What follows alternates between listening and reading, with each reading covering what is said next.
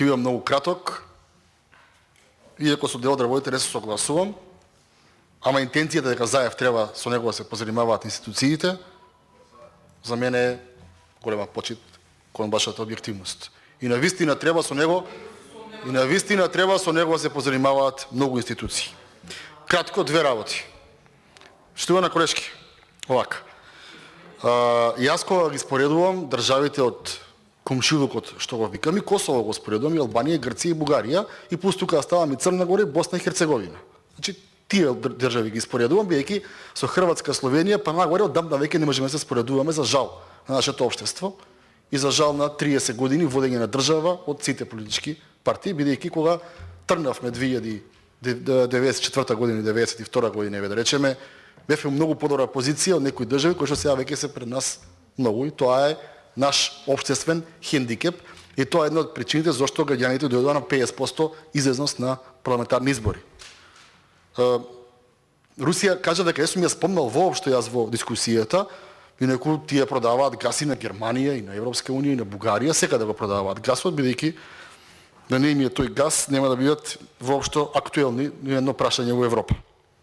Кратко, на крај еве мој предлог. Барате предлог. Еве го предлогот од мене.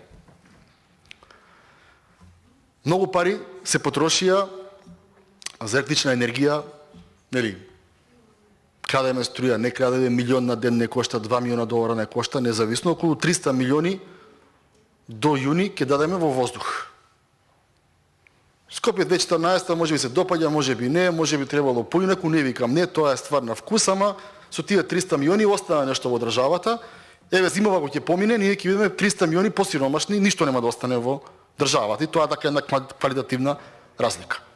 Мојот предлог е следен: да направиме во собранието нејавна, надзорна расправа, во која што ќе ги повикаме сите вклучени во процесот за електрична енергија и оваа гасна криза, дали може би било добро да биде и поинаку, дали се направени определени грешки и пропусти, и ќе бараме тогаш од обвинителство од некоја институција си побара одговорност.